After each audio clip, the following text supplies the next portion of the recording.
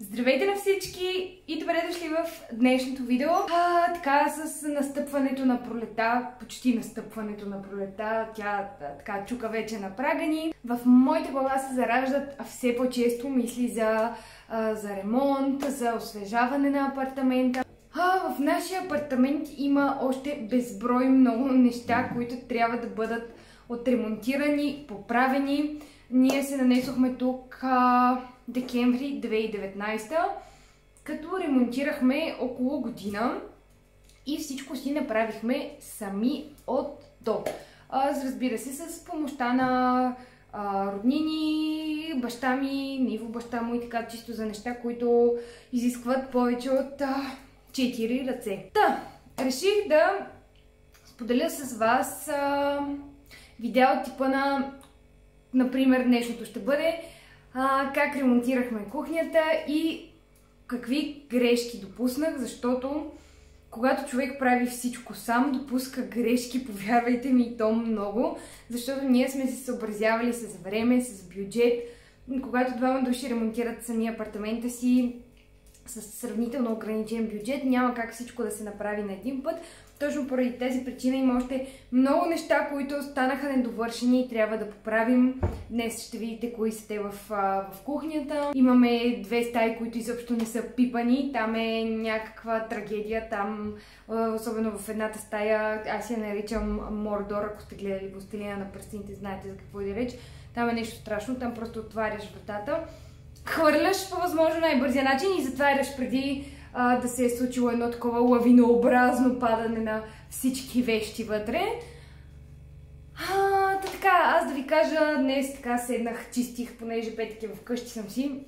Нямам поръчки много в момента и реших днешния ден да го посветя на чистенето. И хора, по едно време просто откачих, защото виждам толкова неща, които трябва да се оправят. Ние живеем тук вече една година и почти нищо не сме оправили след по-големите ремонтни дейности, които сътворихме. И аз много се ядосвам, постоянно си казваме, сега ще оправим това, и то просто не се случва.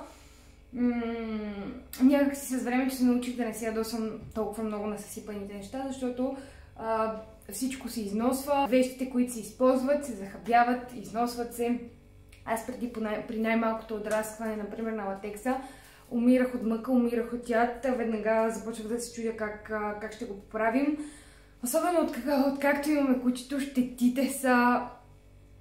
Няма да ви казвам какви, просто тя все още е в деструктивната си фаза. И е така. Коридорът абсолютно целият за ремонт. Тапетите трябва да бъдат свалени, може би ще сложим мазилка. Днес до вечера съм решила да седнем, да разгледаме в интернет какво има. Се надявам, тъй като много от вас са ми писали, че харесват такъв тип видеа, свързани с ремонти, с освежаване. На нас, надявам се, в следващите няколко месеца ни предстоят точно такива ремонти и да оправим коридора, да оправим крайната стая. Така че се надявам да мога да заснема и да ви покажа как двама души се справят с сравнително малък бюджет и сами. Даже кухнята не сме я правили с много голям бюджет, но това е защото се лишихме от някои неща. Също така на този етап ще видите от предишния собственик на апартамента имаше пералня и хладилник и решихме да ги запазим, не сме ги изхвърляли. Пералнята тя е стар модел, но беше нова, не беше използвана. Хладилника също, така че след много обстойна дезинфекция, спомням си, че ги бърсах сигурно в продължение на една седмица всеки ден. Решихме да ги запазим, просто защото тогава нямаше как да отделим, да кажем, още около 1500 лева за такъв тип техника. Да се надяваме тази година да успеем малко по-малко да подменим тези неща, като по-приоритетен е хладилника към момента, защото фризерът дава някакви ядове и не можем да се преборим с него, тече, става страшно. Така, в днешното видео ще ви покажа какво направихме, нещата, които сме ги взимали, ще ви покажа откъде сме ги взимали, повечето си спомням откъде са купувани. Беше някакъв погром, в целия апартамент беше погром, когато дойдохме да ремонтираме. Така че няма да губя повече време, надявам се това видео да ви е интересно. Тази седмица ще има 2 видеа. Едното, това ще го кача днес. Надявам се петък. Да, днес в петък ще го кача. И в събота или в неделя, по-скоро утре, надявам се в събота, ще има видео, в което ще ви покажа как сами да си измайсторите цифра, картонена за рожден ден, друг повод и така нататък, защото скоро в Инстаграм се надигна един скандал за едни такива цифри и аз обещах, че съвсем безплатно ще направя такъв урок, защото не е голяма философия и мисля, че всеки може да се справи. Така че събота или неделя очаквайте това видео. Сега няма да губя повече време, а обръщаме камерата и започваме да разглеждаме. Това е влизането ни в кухнята. Между другото, вратите са едно нещо, което трябва да бъде сменено. Ние имахме голям проблем с тях, защото това са старите каси. И за да ги премахнем, аз не ги понасям, за да ги премахнем трябваше, всъщност нямаше как да ги махнем изобщо, защото те са навътре в самата стена и трябва да разрушим много и затова тази година ще търсим вариант просто да покрием тази част от касата и да сложим нови врати. Старите просто ги бладисахме, но както виждате, ето Рея ги е съсипала много доволно и прекрасно. Първото нещо, което виждаме е маса и столове. Тази маса също има своите проблеми вече за една година. Не знам дали можете да видите, надявам се да можете да видите. Ето тук, че има едни петна, места, на които самият лак се е изтрил. Масата е от масивно дърво. Аз изключително много държах на точно такъв тип маса от масивно дърво. Ето тези елементи са ми много любими. В интерес на истината, когато я поръчахме, тъй като ние я поръчахме от един квартален магазин, българска изработка между другото, много държах. Когато я поръчахме, не предполагах, че покритието може да се развали по този начин. Та казаха ни, че можем да си изшкурим с финна шкурка ето този лак отгоре и да си я лакираме отново. Но решихме, че към момента ще си го спестим това удоволствие. Просто защото ако ще го правим някога, по-добре да изчакаме съвсем да се съсипе.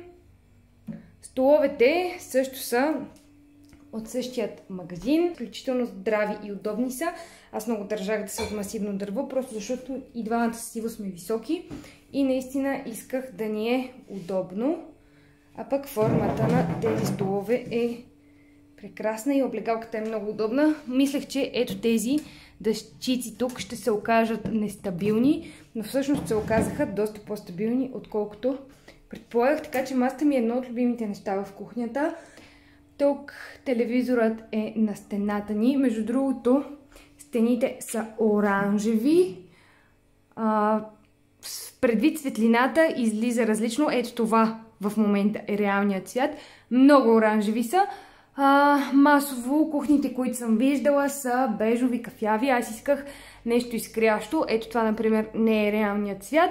Ето на тази светлина е реалният цвят на кухнята. Нещо, което трябва да бъде оправено тук, са всичките ето тези кабеляци, които търчат от декодер, от телевизор. Те трябва да бъдат прибрани някъде и да не се виждат. Но, както ви казах, ето така стоят от една година.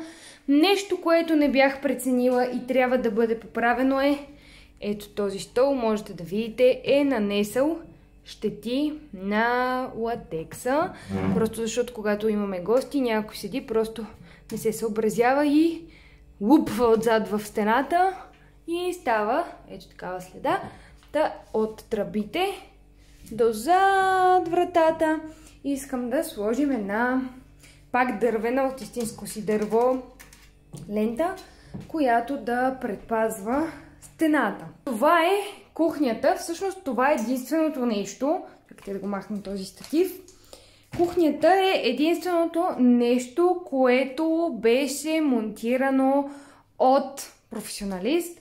Просто защото стените бяха отвратително, ужасно криви. И ако в тази страна размерът е един, То в другата страна размерът е коренно различен. Но излагах ви, може би кухнята ми е малко по-любима от масата. Тя отново е от масивно дърво. Като цяло аз исках цялото помещение да носи един такъв привкус, да лъха естествено, така да го кажа. И исках да има много естествени материали. Плюс това, тази кухня няма мърдане. Желязна е. Майка ми и баща ми са с такава кухня, абсолютно същата, от същия производител. Магазинът, от който сме я купували, е Мура. Има го в Перник, мисля, че имат сайт, мисля, че обслужват и други градове. Тази кухня не мърда. Това е нещо почти вечно, просто защото масивното дърво е изключително издръжливо. Всякакви материали като ПДЧ, МДФ се сипват много бързо и аз съм изключително доволна, че взехме решението да е такава кухнята, защото при майка ми и баща ми е вече на 14 или 15 години и дори не е лакирана допълнително и не е мръднала. Цената на самата кухня беше също много поносима, защото има кухни, които, както казах, са от ПДЧ, от МДФ и цените са им изключително високи, според мен неоправдано високи. Ние взехме кухнята заедно в комплект с ето тези плотове, които са в един цвят съответно, долу и горе. И те са... Не мога да сетя точната дума, но можете да слагате горещо върху тях. Много горещо. Можете да сложите гореща тенджера и да няма никакъв проблем. Може да се реже върху тях директно. Ние не го правим, но технически може. Аз съм го правила няколко пъти. Очистват се изключително лесно. А там сме оставили място за съдомялна, но на този етап такава не ни трябва, тъй като сме само двама. И можете да видите на сушилника колко съдове има, така че абсолютно няма смисъл от сушилня в момента. Ето, това е цветът, можете да го видите отблизо. Общо взето, горните шкафове, имах опция горните шкафове да са ето така като долните, без стъкло, но аз пожелах да имат ето този елемент и да бъдат с стъкло, което не знам доколко беше удачно, защото се вижда какво има в тях, но не знам, просто тогава ми харесваха повече. Между другото, искам да ви похваля много ето тези стойки за чаши. Според мен организацията с тях е много по-лесна и така събирате много повече.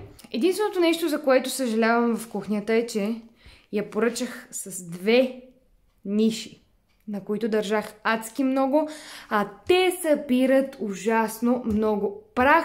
Да ме пита човек защо, можех да си оставя просто една, ето тази, тъй като това са, например, чашите, които използвам.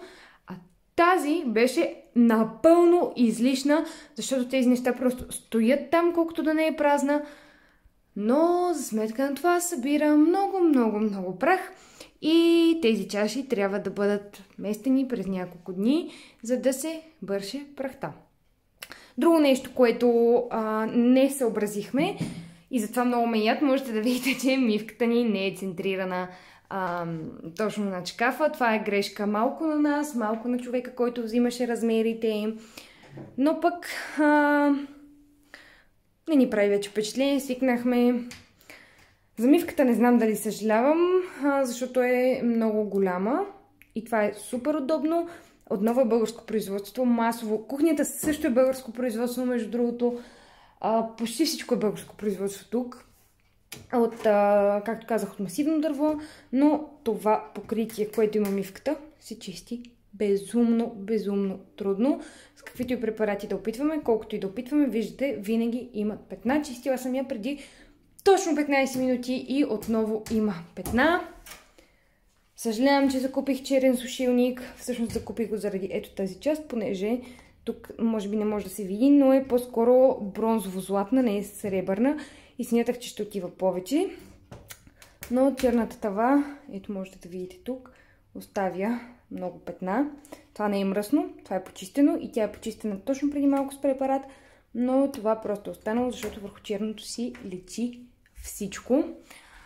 Ето тук мога да ви покажа отново ето тези разделители. Тези обаче са единични, закачат се на горната част на шкафа и си редите чашите. И да ви кажа честно, сега ще си купим и за ето тези и за тези горе, просто защото наистина много, но определено спестяват място. Хладилникът, който ви показах, че е за смяна. Рея! Здрасти! Само, че тъпото в случая тук е, че на кой да го мисли това нещо? Ето сега се замислям, но тогава не бях се замислила. Тъй като имахме наличен този хладилник, поръчахме шкафовете до него. И сега, когато решим да си купуваме нов хладилник, трябва да се съобразим изцяло с това нещо и да купим точно такъв размер хладилник. Може да варираме в височината, но не можем в ширината, тъй като не знам дали можете да видите, че има много малко разстояние, буквално някакви милиметри, дори не знам как ще го изкараме, честно казано, но това е доста ограничаващо и ние го осъзнахме може би преди месец-два, когато започнахме да гледаме нови хладилници. Този мисля, че е 60 или 70 см. Та ще трябва да се ограничим с това. Ето ги долните шкафове. Друго нещо, което не сменихме, са плочките. Обикновено те много ме дразнят, между другото, защото в момента не виждате, но фугите са им поизядени.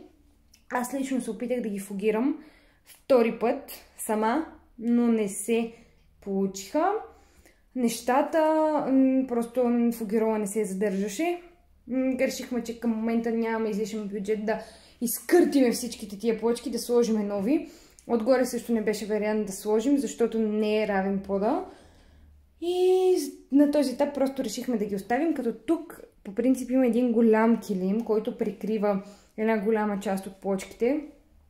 Идеята ми беше поне да ги скрием по някакъв начин, ако не е друго. Между другото, ето сега като сложих шторите, можете да видите истинският цвят на масата, който си пасва перфектно с кухненските шкафове.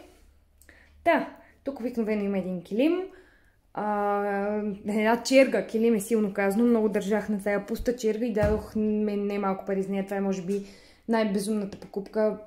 Въпросната черга беше 140 лева от Айко.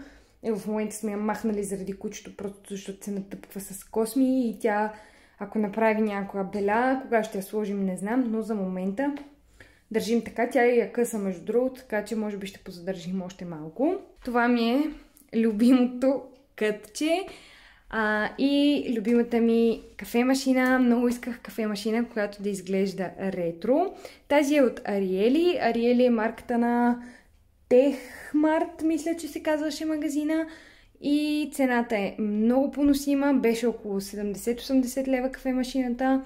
На фона на 250 мисля, че е супер. Някаква средна работа беше. На мен в началото ми беше много важно да има такъв накрайник за пара, просто защото аз си правя капучино и си правя млякото на този. Машината е страхотна, между другото, за година и нещо, изобщо не е мръднала и се чисти много лесно. Поддържа се чиста без почти никакви усилия. Тук, както казахме, е любимото кътче с разни кафета, чайове и така нататък.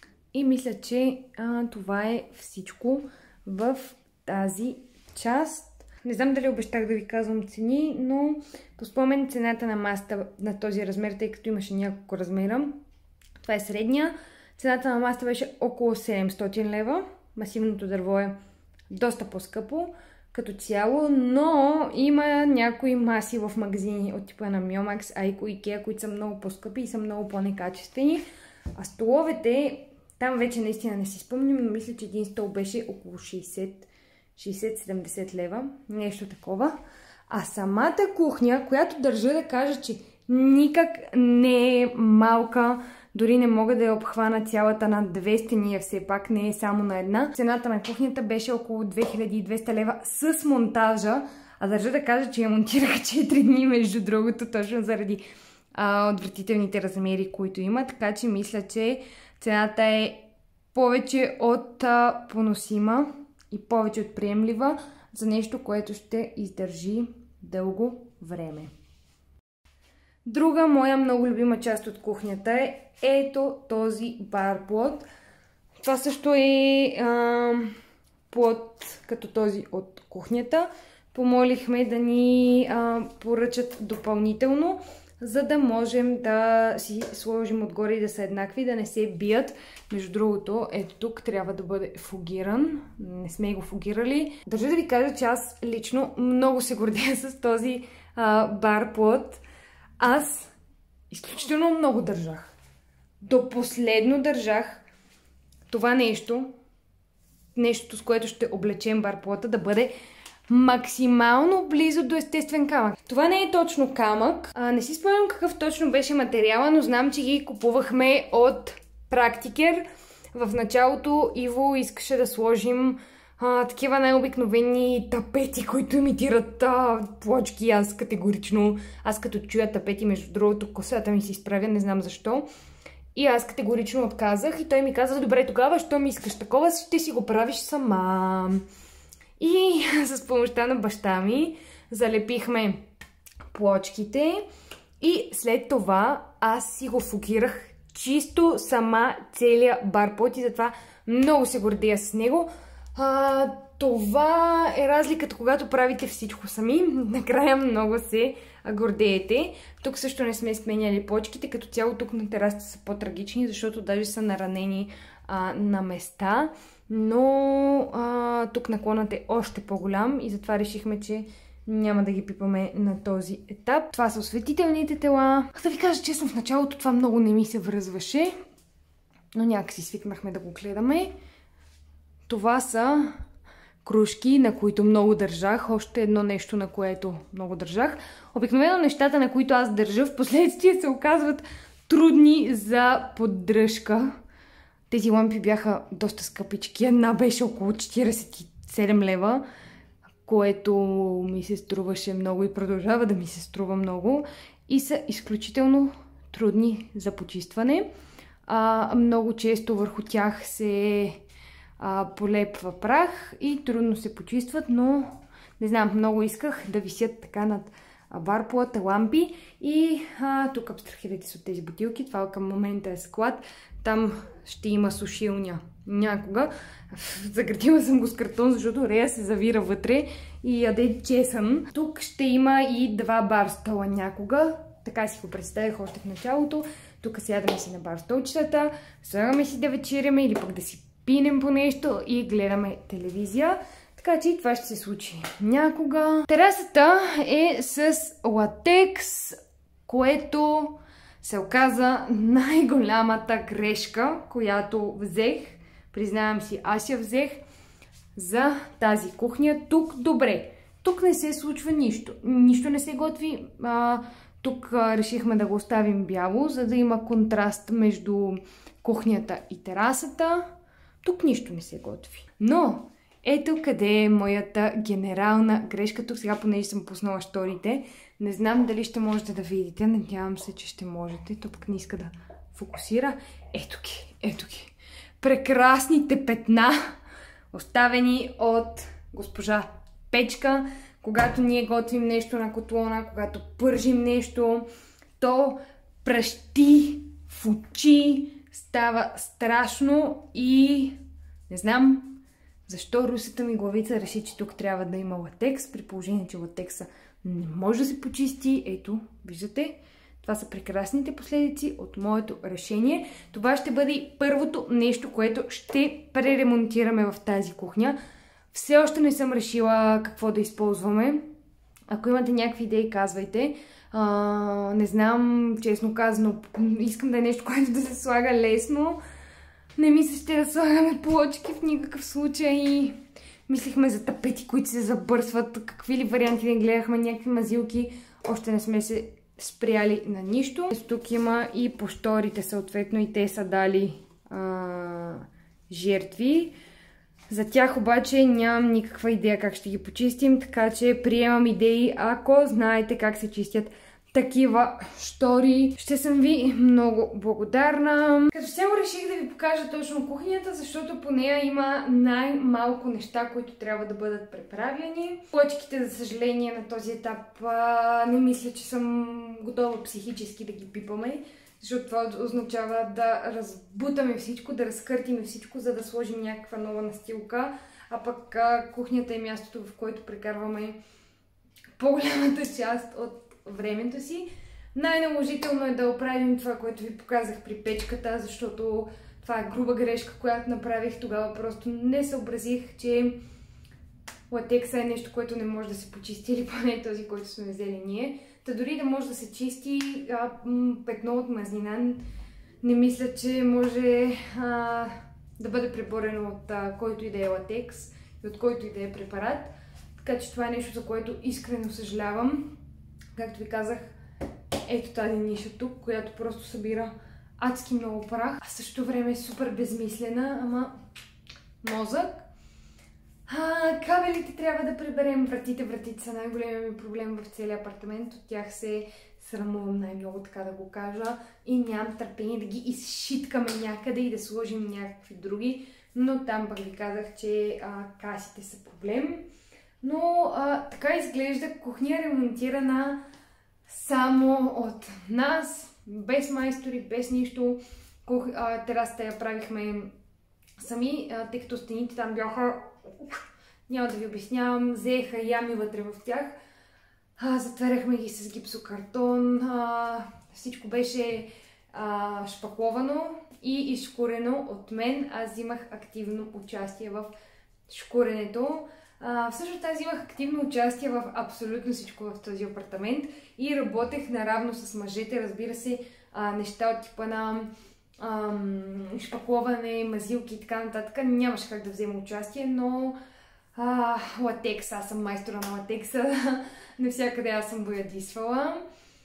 Общо взето не е супер дизайнерско, не е нещо вау, но пък на мен ми е мило и скъпо, защото освен, че сме си го правили ние, аз съм си избирала всичко.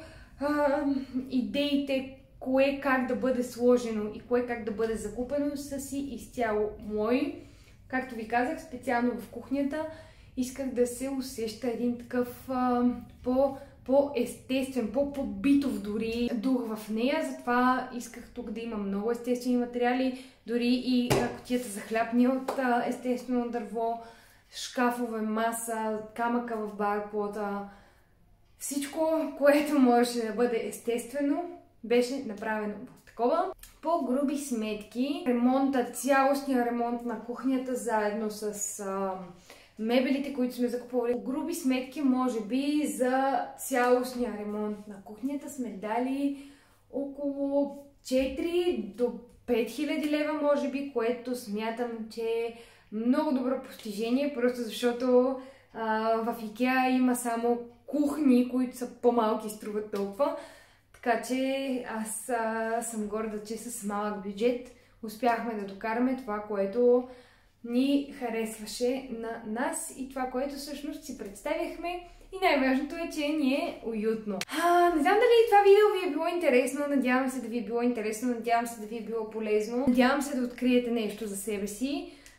Може би ще ви дам някаква идея, знам ли. Такова видео предполагам, че ще направя и за хола. Тъй като това също е стая, която е една от любимите ми стаи и там съм вложила много усилие и старание, за да я докараме до това, до което е. И все още има много неща, които се налага да се оправят. Казвам ги тези неща, защото искам да ви покажа, че е нормално нещата да се случват на етапи. Защото понякога има хора, които, разбира се, няма нищо лошо в това да можеш да направиш всичко на един път. Това е страхотно. Но това изисква страшно много финанси.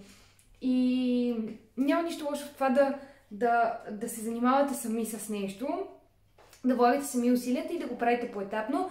Ние дори още в хола нямаме полюлей, нямаме лампа, стоим на една кружка, но вече в такава степен сме свикнали. Но наистина няма нищо лошо нещата да се случват поетапно. В началото си мислех как ще си поканим гости, как така стърчат кабели от всякъде. Да ви кажа честно, вече не ми пука, особено след като кучето съсипа всичко. Примирила съм се, че трябва да бъде направен основен ремонт. Може би ще има доста подобни видеа в предстоящата година. Поне аз силно се надявам, защото имам нужда тези неща да бъдат оправени, грешките да бъдат поправени, стаите да бъдат довършени и ако можем накрая на тази година, най-накрая да имаме един почти финализиран апартамент. Ще се радвам, ако това видео ви е било интересно, ще се радвам да дадете по един палец нагоре и да се абонирате за канала ми, ако харесвате видеята, които качвам. Благодаря ви, че бяхте с мен. И не забравяйте, че ще се видим още утре или други ден и ще майсторим заедно цифри от картон. Всъщност, голяма цифра от картон. Чао и до следващото видео!